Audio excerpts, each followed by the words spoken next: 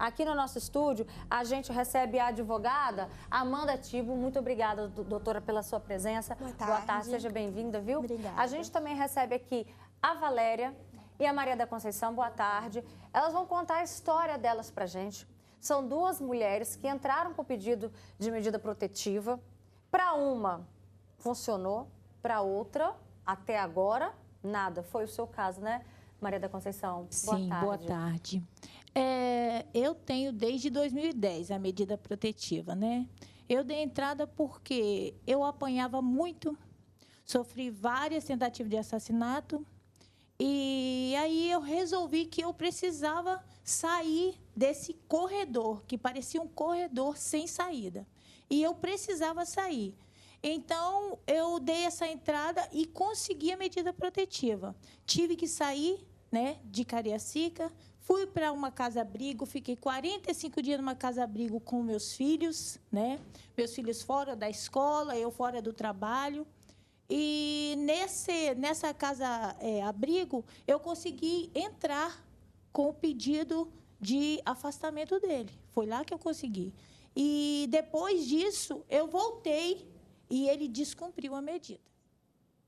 É um caso, assim, onde as pessoas não sabem o que está acontecendo dentro da casa da gente e viram para você, muitas vezes eu ouvi assim, ruim com ele, pior sem ele. Você vai fazer o que com esse monte de menino pequeno? E eu dizia dentro de mim, gente, o que eu vou fazer para criar meus filhos? Eu tinha duas bebês, uma de 1 ano e pouco, a outra recém-nascida, e eu falei, não, eu tenho que fazer alguma coisa, eu preciso sair, porque hoje, Roberta, eu não estaria aqui se eu não tivesse tomado essa atitude.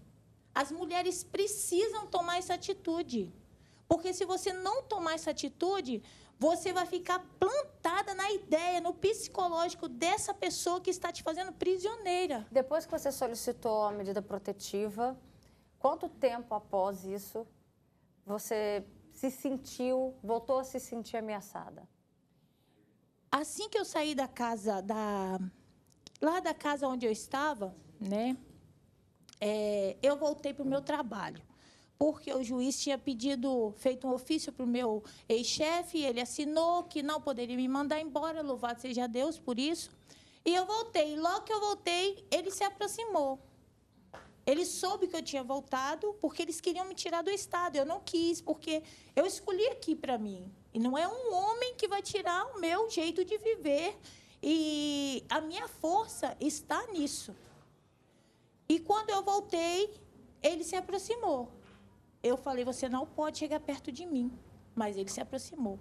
E isso levou ao caso de menos de 1 mês que eu tinha voltado da casa-abrigo.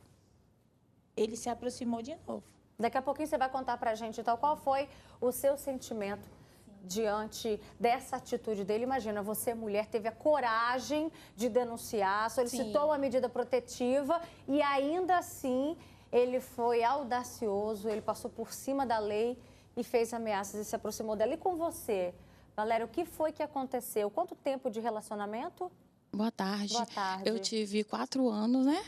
Casada, e a gente brigava muito, então eu resolvi separar. Quando eu resolvi separar, estava tudo tranquilo, ele pegava o filho dele. Mas quando eu arrumei outra pessoa, ele surtou.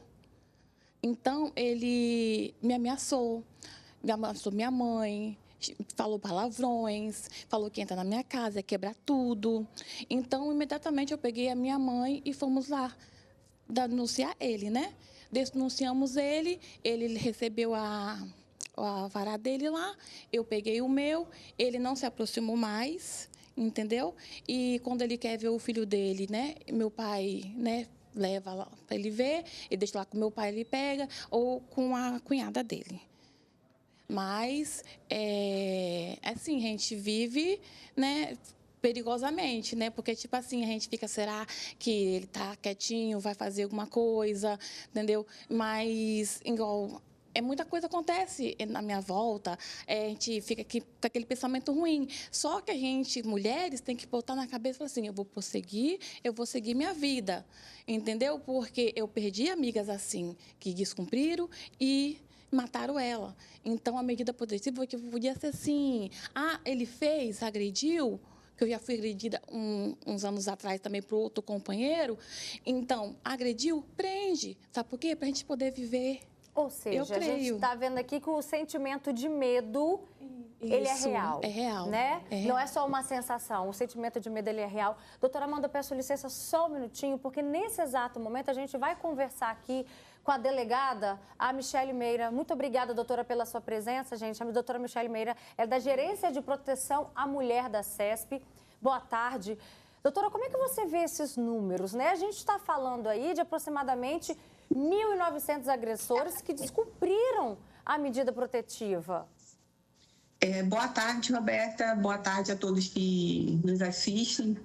Então, infelizmente, né, a gente que acompanha, né, as estatísticas, trabalha um pouco mais próximo com a questão da gestão mesmo, né, do que acontece aqui no nosso estado em relação à violência doméstica e familiar.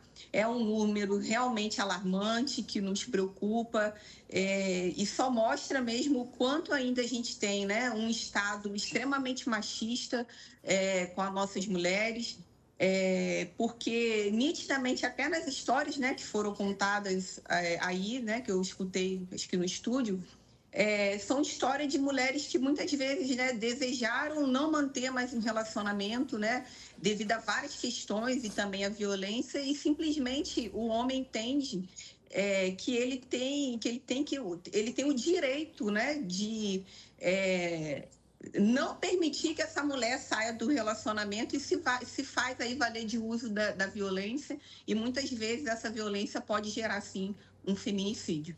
Mas diante de tantas medidas, né, a gente está falando aí também diante de uma lei da Maria da Penha, que a gente sabe da importância dela, e a cada ano que passa a gente vê um endurecimento de penas, e ainda assim a gente vê um aumento muito expressivo, 30% a mais esse ano em comparação ao mesmo período no ano passado. O que estaria por trás desse número, né? O que a senhora atrela? Olha, Roberta, a única explicação que a gente acha e é plausível é muito a questão da cultura. Porque, como você falou, né, as leis elas vêm endurecendo muito com relação à violência, né, doméstica e familiar contra a mulher, mas eu acredito muito que, para além da gente ter uma punição eficaz, a gente precisa mudar a cultura. Então, a gente precisa muito, sim, mudar a forma como os homens pensam e se comportam, e também trabalhar muito com os nossos jovens para que a gente possa ter pessoas melhores convivendo em sociedade. Só que quando a gente fala de mudança de cultura, doutora, infelizmente, né, quem dera se isso fosse para agora. Por exemplo, eu tento educar o meu filho, principalmente, estou falando agora do menino, né, para algo que ele possa respeitar a mulher. Só que eu só vou saber se isso vai dar certo ou não lá na frente. Né? Quando eu ver que ele está ali num relacionamento, falo assim, olha, valeu a pena tudo que eu fui fazendo desde lá de trás. Ou seja, isso é a longo prazo. E qual é a dificuldade agora do Estado em garantir mais segurança para essas mulheres? Porque a gente tem aqui duas histórias. Uma, que a medida protetiva foi descumprida mais de uma vez, e a outra, que mesmo que ele tenha cumprido até o momento, ela sente o medo. Qual é a dificuldade de levar mais segurança para essas mulheres? Olha, Roberto, eu acho que todo o processo de mudança de cultura, ele é lento, né?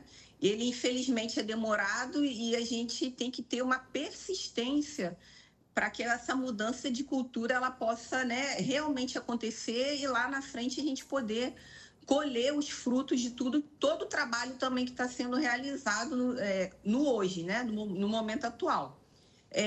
O que, né, aí eu vou falar pela segurança pública, né, o que a gente, né, procura fazer nesse momento para que a gente possa, de alguma maneira, ajudar essa mulher a sair desse ciclo de violência, são ações, né, coordenadas tanto pela Polícia Militar quanto a Polícia Civil, buscando sempre, né, dar um melhor atendimento, né, a essas mulheres, porque, como foi falado aí também, é muito importante que a mulher ela faça a denúncia, não só a denúncia de que um fato criminoso, né, uma violência aconteceu, mas também ela informe o descumprimento dessa medida protetiva, porque muitas vezes hoje a gente não tem como, né, saber se houve esse descumprimento ou não, se a mulher não informar ou para o judiciário ou para a polícia, né, civil, ou acionar a polícia militar. A gente trabalha muito também na questão da fiscalização da medida protetiva por meio da Patrulha Maria da Penha. A Patrulha Maria da Penha ela se tornou uma companhia independente, né? E aí a ideia é que a gente busque e tenha um alcance melhor desse programa, em que PET ele já está aí amplamente estabilizado, funcionando em todo o estado do Espírito Santo, e operações, né, rotineiras aí da Polícia Civil também buscando não só a punição, mas também a conscientização de homens em geral, né? Tá certo. Doutora, muito obrigada pela sua participação com a gente aqui no Fale Espírito Santo. A gente sabe o quanto a senhora veste a camisa realmente nessa luta, né, contra a violência que a mulher sofre diariamente, que a gente está sempre relatando aqui. E as portas do Fale Espírito Santo estão sempre abertas para a sua participação aqui com a gente, tá bom? Obrigada mais uma vez. Obrigada. Uma boa tarde. E a gente segue aqui o nosso debate. Eu convido você aí de casa a participar com a gente. São exatamente 2 horas e 41 minutos. Você já solicitou alguma medida protetiva em algum momento? Como é que foi? Qual foi o sentimento? Participa com a gente. A gente está aqui, ó, com a Valéria, com a Maria da Conceição e também com a advogada, a doutora Amanda Tibo. Ela vai explicar para a gente o descumprimento, doutora Amanda, o descumprimento de uma medida protetiva. Isso é um crime, né? E o que acontece depois disso? Então, Roberta, o que acontece? Como você disse, o descumprimento da medida protetiva, ele é um crime que está previsto na Lei Maria da Penha. No entanto, ele não vai gerar uma prisão automática. O descumprimento não quer dizer que o agressor vai descumprir hoje e amanhã ele já vai estar preso. É claro que é possível a prisão em flagrante. No entanto, o que acontece na maioria dos casos é que a vítima ela precisa de ir até a autoridade policial, relatar esse descumprimento, e a partir desse momento será gerado um novo processo criminal em que será apurado esse descumprimento, que é um novo delito. E apenas ao final, caso constatado que efetivamente houve esse descumprimento, que será aplicada uma pena e possivelmente prisão. Isso até mesmo pena, né? Né? Quando ele anterior e foi condenado por esse crime anterior, ele volta a praticar um delito. Nesse caso, a pena dele pode ser aumentada em razão dessa reincidência, justamente como uma medida de punir de uma forma mais severa aquele que é habitual, né, no cometimento de delitos. E na prática a gente vê isso, doutora? Na prática, sim. A gente vê, sim, o aumento da pena pela reincidência, mas a grande problematização é justamente o que nós vemos aqui hoje, né, que o descumprimento dessa medida protetiva, muitas vezes, ele é comum, justamente pela falta da fiscalização. A gente já está recebendo aqui muitos comentários. Convido você de casa a participar também. Tem gente falando, eu conheci uma pessoa que procurou a polícia, pediu a medida protetiva, mas passou um tempo, ela retirou a medida porque ela não teve apoio. Outro relato, Roberta, a medida protetiva nunca vai funcionar em um país de machistas como o Brasil. O que precisa ser mudado são as leis. Enquanto alguém acreditar que medida protetiva funciona, pessoas morrerão. A gente também não pode pensar dessa maneira. A gente precisa usar as ferramentas que nós temos ao nosso favor. A gente não pode descartar as ferramentas. A gente também está recebendo aqui a Valéria, que graças à medida protetiva, ele nunca mais se aproximou de você, né, Valéria? Comigo funcionou, mas com a minha amiga não. Eu não vou citar nome, mas ela fez vários boletins e chegou uma hora que ele matou ela. Então, eu acho assim, que se tivesse prendido ele antes, ela estaria viva. Prendeu ela depois que matou ela. Então, eu achava assim que a lei podia mudar, assim, ele agrediu ela, 10, 20 anos para ele preso, para poder viver. Porque agora que ele foi levar 10, 20 anos de cadeia, depois que ela perdeu a vida. A gente precisa encontrar, além da medida protetiva, outras ferramentas, né? Que bom que a gente tem medida protetiva, mas aqui mostra o quanto que ainda existem falhas e que a gente não pode simplesmente aceitar, noticiar. Agora, doutora, segundo o Conselho Nacional de Justiça, 10 mil medidas protetivas foram concedidas aqui no nosso estado e 4 mil foram revogadas. Por que isso acontece? Então, a medida protetiva, ela é concedida quando você tem uma situação de perigo para aquela vítima. Então, ela é concedida justamente para preservar a saúde daquela vítima, seja a saúde física, né, ou a saúde psicológica. No entanto, a medida protetiva, ela não é uma medida que você vai conceder e vai ficar eternamente lá. É preciso que sempre seja reanalisada para saber se realmente há necessidade dessa medida protetiva.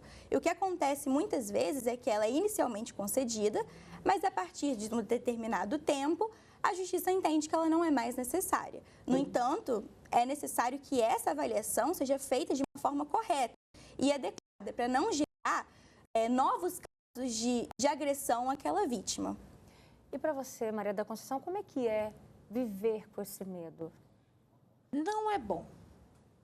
Porque quando ele descumpriu a segunda vez, ele ateou fogo nas próprias filhas. Ele jogou álcool, ateou fogo, e eu estava namorando com uma pessoa que tinha me buscado no trabalho. E ele arrastou as meninas para terem.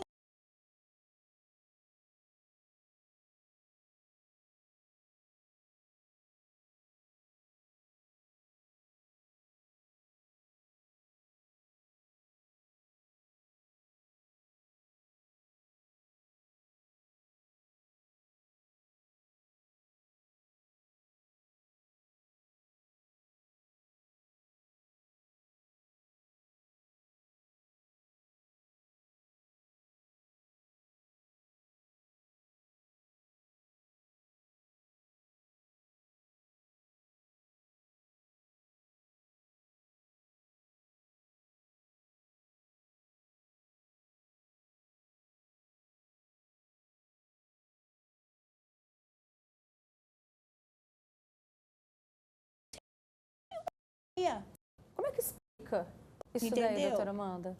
Então, nesse caso, muito provavelmente ele saiu por conta de uma fiança, né, que foi arbitrada. Mas esse caso é bem grave, bem grave, porque ele está demonstrando, ele está desafiando a justiça na frente do próprio juiz. Então, nesse caso, é até surpreendente essa atitude, né, que foi tomada nesse processo e é bem complicado. Olha, tem mais relatos aqui, gente dizendo, boa tarde, Roberto, eu tenho visto cada dia que passa, a coisa está ficando pior. É esposa, é mãe, é filha, sofrendo na mão desses canalhas. Tem que ter uma pena mais severa para estes canalhas, que os nossos políticos acordem para essa situação. Tem gente dizendo, eu e minhas filhas, nós só tivemos paz devido à morte dele. Olha só. Não, nós não podíamos ter vida social, nem estudar. As leis estão muito brandas. E você teve filho, você tem um filho com... Eu tenho um filho de 8 anos. Como é que fica essa relação no momento que a criança vai passar final de semana com o pai, por exemplo?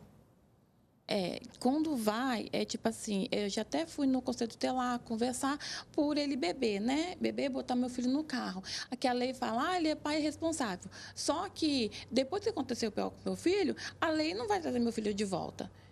Então, eu optei assim, ele pega, leva um pouquinho, depois traz. Não, deixa eu dormir lá na casa dele. E tem sempre alguém intermediando? É o meu pai ou é a cunhada dele. Como é que você se sente? Eu fico insegura. Eu tenho medo dele fazer uma coisa com meu filho também. Porque também há situações, igual ela estava falando, que ele ateou fogo contra as próprias filhas. Contra as próprias filhas. Tem situações que essa medida protetiva também precisa se estender. Sim, existem casos em que a medida protetiva ela é pedida para as crianças também, para os filhos, para os menores. Isso também é uma medida importante, porque a vítima nem sempre é a mulher. A violência doméstica, ela não se estende apenas à mulher, mas também podem ser vítimas as crianças que são filhos dos agressores. Porque muitas vezes, nem pelo fato de serem filhos do agressor, vai proteger, né? O agressor, ele continua a ameaçar, a tentar alcançar a mãe, né, a sua companheira, através da criança. E esse é um grande risco, de não se estender essa medida protetiva também à criança. E o que aconteceu com ele depois dessa situação? Hoje ele vive no mesmo lugar com a mãe, só que ele tem problema psicológico. Foi constatado que ele tem esquizofrenia. Só que, mesmo assim, eu acho que tudo relatado à medida protetiva tem que ser revisto. Porque, como a doutora falou, tem um tempo. Mas, dentro desse tempo, ele pode violar a lei e fazer o que quer. E nós, mulheres, nós temos que saber que a nossa vida não depende do psicológico desse tipo de homem. Nós devemos erguer as mãos e ir atrás, colocar o pé para fora de casa, ir atrás do nosso direito, porque os nossos direitos não têm que ser movidos pelo psicológico deles, porque eles querem manter a gente à força com eles. A gente não quer, eles querem. Os meus filhos, eles manter a nunca força fizeram. E ainda sofrendo violência. Meus filhos nunca procuraram ele. Quando eu separei dele, a minha filha mamava a menor, ela fez 18 anos. Louvado seja Deus, eu criei meus 5 filhos sozinha. Sem depender, foi determinado no dia da audiência lá, que teve na casa-abrigo, foi determinado pensão, nunca recebi um centavo de pensão. Criei, louvado seja Deus por isso, criei sozinha. Então, nós, mulheres, temos que erguer a cabeça e seguir em frente e ir atrás dos nossos direitos. Essa viatura aí, que é da Lei Maria da Penha... A patrulha. Né, a patrulha. Eu vou ser sincera com você. Eles nunca me procuraram e nunca foram na minha porta. Nunca. Nunca. Se eu falar que foi, eu estou mentindo. Não foi. No dia que eu solicitei a polícia, porque ele invadiu a minha casa, arrebentou minha janela, ateou fogo nas minhas filhas, que eram bebês. Sem pensar 2 vezes ele fez isso. Eu solicitei a polícia, chamei a polícia, a viatura não veio. Como é que funciona? Até interessante ela tocar nesse assunto. Nós já falamos, já foi até um assunto aqui no Fala Espírito Santo, doutora Amanda. Essa solicitação da patrulha da Penha, como é que funciona? Então, a vítima ela pode pedir para que a patrulha vá até a sua casa. Isso é uma medida que é justamente com o intuito de fiscalizar se aquela medida protetiva ela vem sendo cumprida. Mas é a vítima que tem que fazer essa solicitação? Então, normalmente, ela pode fazer a solicitação, ela pode ir até a autoridade policial e relatar o descumprimento, mas normalmente a patrulha ela não é solicitada, na realidade. Ela é uma medida de fiscalização mesmo, então ela vai até as vítimas e ela questiona se está tudo certo, como elas estão em relação à medida protetiva, se ela está sendo cumprida, se está sendo descumprida. Então, é mais com essa intenção de fiscalizar mesmo, depois que já existe a medida protetiva. Estão chegando mais comentários, tem gente falando que está aqui indignada, eu separei, eu fui para longe, eu não tive contato com ele, mas graças a Deus, eu fui muito agredida, mas não denunciei, eu separei, eu fui morar em outro bairro. É interessante esse relato porque foi o que a delegada disse, a doutora Michele Meira, é muito importante que a mulher vença essa barreira, vença esse medo, ela precisa denunciar, né, doutora Amanda? Porque só a partir daí, com a denúncia, tem todo um processo, né? Ela tem que denunciar, tem a representação, então, né? Tem todo um processo, mas é importante dizer que para requerer a medida protetiva não precisa ser só a vítima. O Ministério Público também pode pedir e a autoridade policial também. Mas é um ponto de partida que a vítima fale sobre isso, para que seja de conhecimento da autoridade pública, né, do Ministério Público, da autoridade policial. Então, a vítima ela precisa primeiro contar que isso está acontecendo, né, trazer isso à tona, para que alguma medida possa ser tomada. E a partir deste momento que é possível conseguir uma medida protetiva e também é necessário que a vítima fale que a medida protetiva está sendo descumprida. Porque, como nós vemos, a fiscalização, às vezes, ela é falha. Então, se há um descumprimento, é necessário que a vítima vá até a delegacia de polícia e ela conte que isso está acontecendo. Agora, para pensar. Quase 1.900 agressores descumpriram a medida protetiva aqui no nosso estado neste ano agora de 2025. A gente está falando de pessoas que... O que mais eles são capazes de fazer? Sendo que eles já foram denunciados, sendo que essa mulher já pediu medida protetiva contra eles e ainda assim eles estão contrariando a lei. Só que quando eles vão presos, o que a gente sabe que acontece na prática, fica ali uns 2 meses e depois são liberados. Quando fica. Né? Isso quando a mulher também não retira a queixa, né? Por que que a gente não vê... Será que não há também uma falha aí nessa segurança da mulher, doutora Amanda? Eu acredito que sim. Eu acho que a justiça ela é falha em diversos pontos, desde a fiscalização até a condução do processo. Mas é necessário também que a gente entenda que cada processo é um processo diferente. Então, no caso em que ele fica um tempo preso e depois sai, é porque a prisão preventiva, isso quando não está no final do processo, né? Quando no curso do processo esse agressor ele é preso, a prisão preventiva ela também tem requisitos. Então, o juiz ele não pode simplesmente, antes do final do processo, determinar a prisão de um indivíduo e deixar ele lá. Então, nesses casos em que ele fica preso um tempo e depois sai, é porque o juiz entende que, por algum motivo, essa prisão não é mais necessária. E está aí justamente o ponto central. Quais são esses requisitos? Existem vários que estão presentes na lei, mas cabe ao juiz analisar. E é verdade que, hoje em dia, a maioria do judiciário é masculino. É um ambiente masculino. Então, por isso, também ressalto a fala da delegada, né, que trouxe aqui muito bem, que é necessária uma mudança de cultura para que a gente possa para que a gente possa tornar efetiva a Lei Maria da Penha, que é uma lei que traz tantas coisas boas para a mulher, né, para a violência para a vítima da violência doméstica, mas é necessário também que haja uma mudança, né, na cabeça da sociedade brasileira. Tem outro relato que chegou para a gente, dizendo, aos 20 anos eu fiz um boletim de ocorrência, não deu em nada, e depois de uns 5 anos a delegada chegou até a me ligar para ir na delegacia, dar andamento. Se eu não fosse esperta, a pessoa diz, eu estaria morta nesse tempo. Eu falei com a delegada, deixa para lá, o que, né, ela já tinha até se casado com outra pessoa e ela se sentia, estava já protegida. Ela fala, a justiça falha, pode matar.